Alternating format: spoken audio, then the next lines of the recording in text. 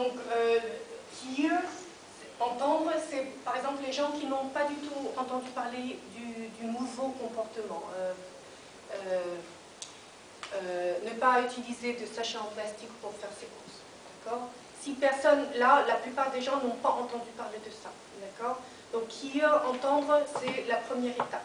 Entendre parler de ça. Voir des affiches, entendre parler de ça. D'accord? Mais entendre ne veut pas encore dire essayer de comprendre, changer quelque chose, etc. Donc, il y a des actions dans l'échelle de changement de comportement. Au-delà de hear, c'est informer les gens. Donc, si les gens ont entendu et quelque part on arrive à les intéresser, on va faire une politique d'information. Distribuer des tracts, les informer dans des assemblées, etc. Maintenant, informer les gens ne veut pas dire qu'ils vont tout de suite changer leur comportement s'ils ne sont pas convaincus. Donc là, on arrive à un changement d'attitude. Donc là, on n'est plus seulement dans l'opinion, on arrive au niveau de l'attitude. Ah oui, effectivement, ce nouveau comportement sur lequel on m'a informé et dont j'ai entendu parler, quelque chose c'est bien.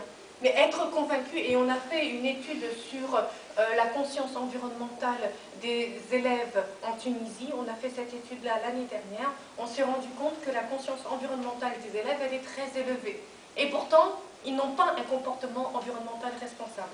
Donc avoir une attitude et être ouvert à un comportement ne veut pas encore dire qu'on va mettre en œuvre ce comportement-là. Donc, je prends la décision de mettre en œuvre tel geste, de faire telle chose. Là, c'est encore une étape supplémentaire dans l'échelle, je peux vous montrer après, l'échelle de changement de comportement. Je prends la décision, mais ça ne veut pas encore dire que j'agis. Parce qu'on peut dire, voilà, je veux, mais il y a des facteurs externes qui m'empêchent de. Donc, et moi, par exemple, le sachet plastique, moi, je veux ne plus l'utiliser. Sauf qu'à chaque fois que je vais acheter quelque chose dans un supermarché, on me refile un sachet en plastique. Moi, je veux bien, mais on m'empêche parce qu'à chaque fois, on me le donne. Donc, j'essaye d'agir, mais pour agir, il faut que je me batte quelque part.